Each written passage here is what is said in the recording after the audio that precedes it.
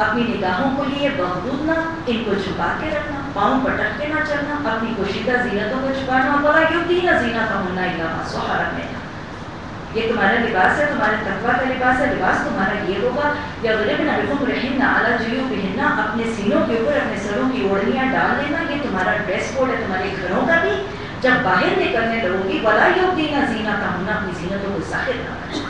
آج اللہ نے ہمیں بتا دیا وقرن فی بیوتکن، ویسے بغیر وجہ کے مت نکلا کرو، ضروریات زندگی سے نکلنا ہے تو ویسے گھروں میں وقار اور سکون کے ساتھ بیٹھی رہو، لیکن اگر نکلنا ہے وَلَا تَبَرُّجْنَ تَبَرُّجَ الْجَاهِلِيَّةِ، پورا جاہلیت کا طریقہ، ان پڑھوں کا طریقہ، آبسلیٹ طریقے سے تم اپنے آپ کو نمایاں تو نہ کرتی پھرو، اپنی زینتوں کو تو نہ دکھاتی پھرو۔ اور آج اس تبرج سے بچنے کا طریقہ اللہ نے کہاں بتا دیا کہ کیا کرو، بلا یبدینا کے لیے بھی اور بلا تبرجنا کے لیے کیا کرو، ایک پھر بڑی سی جلباب لے لو، اس کو اپنے سر پہ لے جاؤ اور سر سے اس کو نیچے کر کے لٹکا کے اپنے چہرے کے قریب کر لو جیسے گھونگھٹ لیتی ہو، اور بس اسی طرح اپنے تبرج سے بھی بچو گے اور اسی طرح تم محفوظ بھی رہو گی اور اسی طرح تمہاری زینت کا بچاؤ بھی ہوگا۔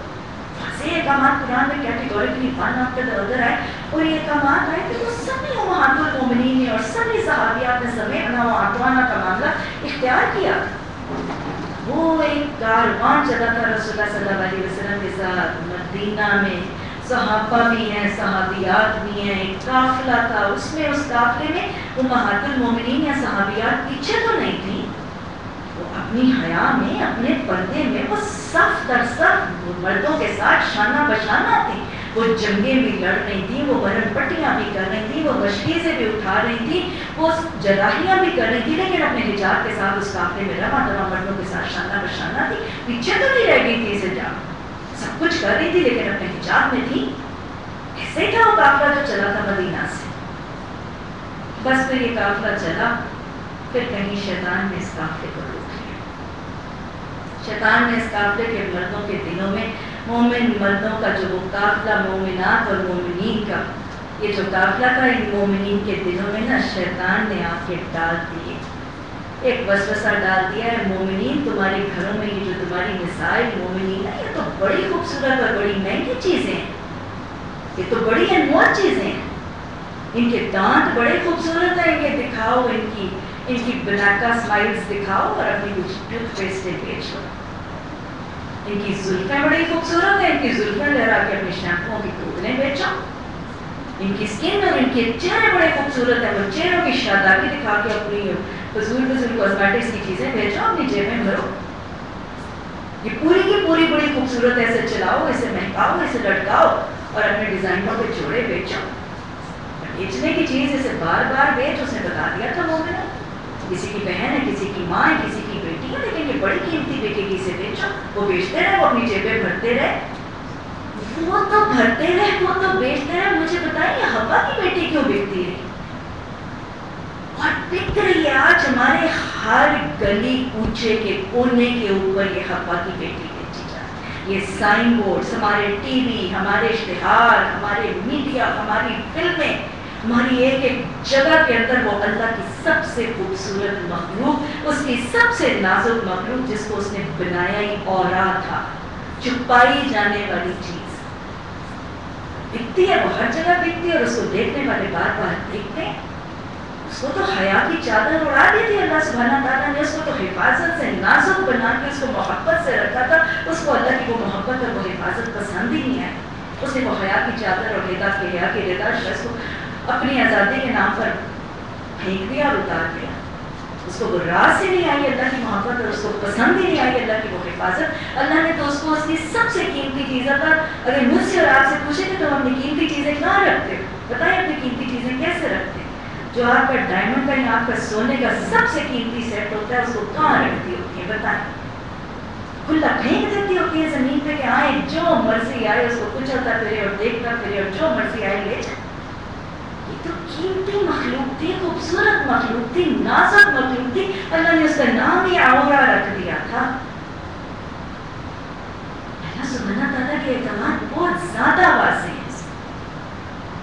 اور پھر وہی مائیں بہنیں بیٹیاں، بس اوقات وہی بات ہے کہ آپ سوچیں کہ مال بھی اللہ دیتا ہے، صحت بھی اللہ دیتا ہے، سواریاں بھی اللہ دیتا ہے، حالات بھی اللہ دیتا ہے، ساری چیزیں اللہ کی بیوی اپنی ہینڈ بیگس میں ڈال کے وہ گاڑیوں پہ بیٹھتی ہیں، سوار ہوتی ہیں، ساری چیزیں بیوی رب کی ہوتی ہیں، جوڑا کس کی پسند کا بنا کے دے، کس کی پسند کے کپڑے بن جاتے ہیں، خدا کی دی ہوئی ساری چیزیں. ارے صحت اللہ دے رہا ہے، گاڑی اللہ دے رہا ہے، سواری اللہ دے رہا ہے، چلنے کے لیے ٹانگیں اللہ دے رہا ہے، تیرے بٹوے کا مال اللہ دے رہا ہے، اور ساری نعمتیں اللہ کی استعمال کر کے یا میاں کی مرضی کا یا معاشرے کی یا سہیلیوں کی مرضی کا لباس پہن کے وہ آ جاتے ہیں. رب کا ناپسندیدہ لباس کب تک پہن لیں گے؟ کب تک انسان پہن لیتا ہے اپنی پسند کا اور رب کا ناپسند؟ کب تک کوئی اپنی پسند کا لباس پہن سکتا ہے؟ ذرا سوچو تو صحیح. دیکھا نہیں بولو نفس ذائقۃ الموت، اس وقت کس کی پسند ہوتی ہے مجھے بتائیں. تب بھی کس سے مرنے والے نے یہ کہا ہے کہ میری میت کو میری پسند کا ڈریس پہنانا یا اس کو ڈیزائنر کا کفن پہنانا یا فلاں پہنانا، مجھے بتائیں کس سے نے کہا ہے؟ اس دن تو پھر اللہ نے جو وضع کر دی ہے میتوں کے لیے، وہ سارے پہن کے وہی چلے جاتے ہیں، الٹ کے رہ جاتے ہیں سارے کلوزٹوں کے اندر اور کیبنٹوں کے اندر اور الماریوں کے اندر، وہ سب لٹکے رہ جاتے ہیں. اس دن تو اللہ کی پسند کے ہی پہن کے جانا ہے، اس نے جو اللہ نے سکھا دیا وہی پہن کے جانا. اور گھر والے اس دن پہنا بھی دیتے ہیں. آج برادری روکتی ہے، اس دن برادری کچھ نہیں کہتی. اس دن برادری کو اللہ کا وضع کرنا پہنانے میں بڑی جلدی بھی ہوتی ہے. سیانہ کون ہے؟ سیانہ وہ ہے جب اپنی زندگی کی مہلت عمل میں رب پسند لباس پہن. اللہ کا پسندیدہ لباس پہن لیجئے. لوگوں کی ناراضگی، لوگوں کے روٹھ جانے کی فکر چھوڑ دیجئے. یہ دو باتیں یاد رکھ لیجئے گا، رب راضی تو سب راضی، رب روٹھے تو سب روٹھے. روٹھے ہوئے رب کو منانا میری اور آپ کی زندگی کا مقصد ہونا ہے، اور رب کی ناراضگی سے بچنا. یاد رکھیے گا جو روٹھے رب کو منا لے گا، رب باقیوں کو خود ہی منا لے. جو رب کی ناراضگی سے بچ جائے گا، رب باقی ناراضوں کو خود ہی راضی کر دے گا. اور یہ بھی یاد رکھ لیجیے گا جو رب پسند زندگی گزارتا ہے اس کے لیے ہے من پسند آخرت، اور جو من پسند زندگی گزارتا ہے اس کے لیے ہے ناپسند آخرت. چلیں جی پڑھ لیا. اگر منافقین وہ لوگ جن کے دلوں میں خرابی ہے، جو مدینہ میں ہنجان انگیز افواہیں پھیلانے والے ہیں، اپنی حرکتوں سے باز نہ آئے تو ہم ان کے خلاف کارروائی کرنے کے لیے تمہیں اٹھا کھڑا کریں گے. پھر وہ شہر میں مشکل ہی سے تمہارے ساتھ رہ سکیں گے. ان پر ہر طرف سے لعنت کی بوچھاڑ ہوگی، جہاں کہیں پائے جائیں گے پکڑے جائیں گے اور بری طرح مارے جائیں گے. یہ اللہ کی سنت ہے جو ایسے لوگوں کے معاملے میں پہلے سے چلی آ رہی ہے، اور تم لوگ اللہ کی سنت میں کوئی تبدیلی نہیں پاؤ گے. یاد یہ رکھیے گا کہ جب قرآن کے احکامات سنتے ہیں نا، جب سمجھنا ہوتا ہے تو سمجھنا کے بعد اتوانا میں کیا قرآن گیپ ڈالا کرتا ہے؟ کیوں؟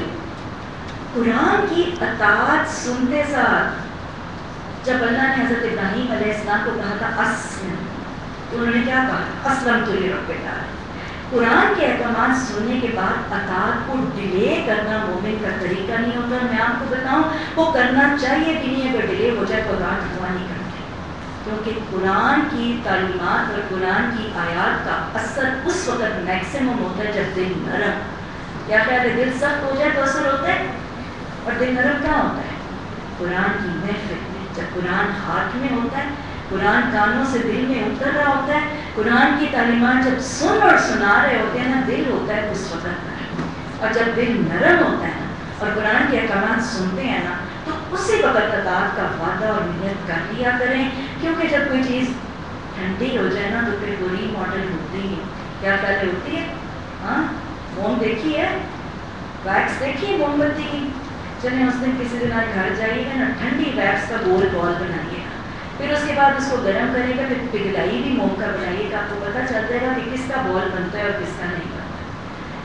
نرم ہوتے اور پگھلا ہوا ہوتا ہے نا، تب تو لوہے کی بھی شکل بدلی ہو جاتی ہے.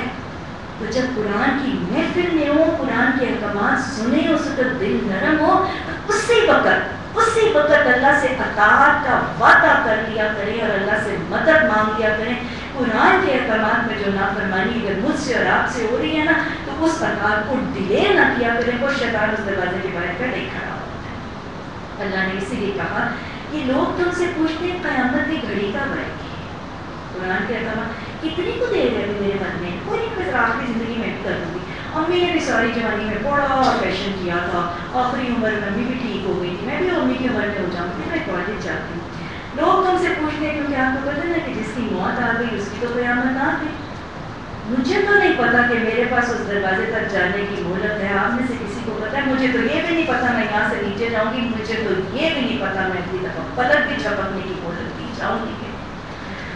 وہ پوچھتے ہیں کہ قیامت کی گھڑی کب آئے گی؟ کہو اس کا علم تو اللہ کو ہے، تمہیں کیا خبر، شاید وہ قریب ہی آ لگی ہو۔ اللہ کے احکامات کو سن کے ڈرے نا، یہ ذرا کزن کی شادی ہونے والی ہے نا، گزرا ہو جائے اس کے بعد اتوانا کہہ دوں گی، نہیں تمہیں کیا پتا وہ قریب ہی آ لگی ہو۔ بہرحال یہ یقینی امر ہے کہ اللہ نے کافروں پر لعنت کی ہے۔ کافر کون ہے جی؟ وہ شیطان کافر کب بنا تھا؟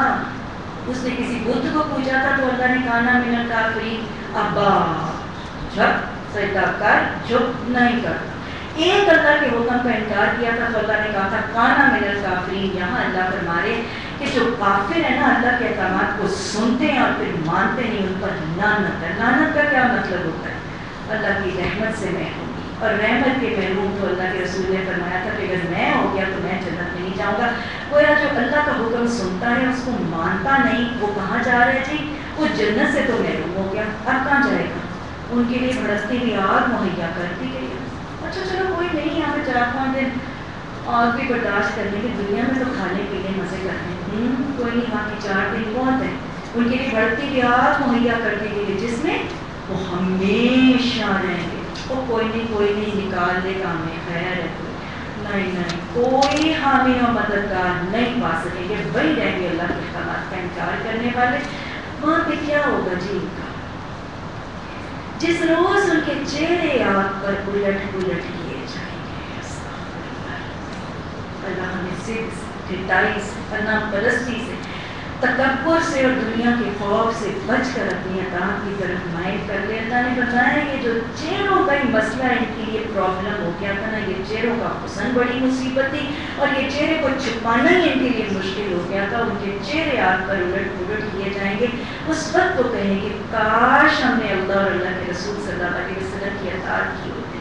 اور پھر وہ کہیں گے رب ہم نے اپنے بڑے بڑے سرداروں کی اور اپنے بڑوں کی، ہمارے معاشرے میں جو بڑے smart refined culture top stars تھے، بڑے سکسیسفل لوگ تھے، ہم تو ان کو مانتے رہے، انہوں نے ہمیں راہ راست سے بے راہ کر دیا۔ اے رب اب ان کو دوہرا عذاب دے اور ان پر سخت لعنت۔ اے لوگوں جو ایمان لائے ہو ان لوگوں کی طرح نہ بن جاؤ جنہوں نے موسیٰ علیہ السلام کو وصیتیں دی تھی، پھر اللہ نے ان کی بنائی ہوئی باتوں سے ان کی اس کی براءت فرمائی تھی اور وہ اللہ کے نزدیک باعث۔ ایمان لانے والوں اللہ سے ڈرو، ٹھیک بات، کم از کم قرآن کے احکامات کو سننے، سیکھنے، سمجھنے کے بعد اگر عمل کرنے کی ابھی توفیق نہیں ہو رہی، اگر عمل کرنے میں خائف ہو رہے ہو، دنیا سے ڈر رہے ہو، عمل نہیں کر رہے ہو، تو کم از کم زبان سے تو غلط بات نہ کہو۔ یاد رکھیے گا آج بہت سے لوگ قرآن کے احکامات کی نافرمانی کرتے ہوئے اپنی نافرمانی کو جسٹیفائی کرنے کے لیے قرآن کے حکم کو کہہ دیتے ہیں کہ ہے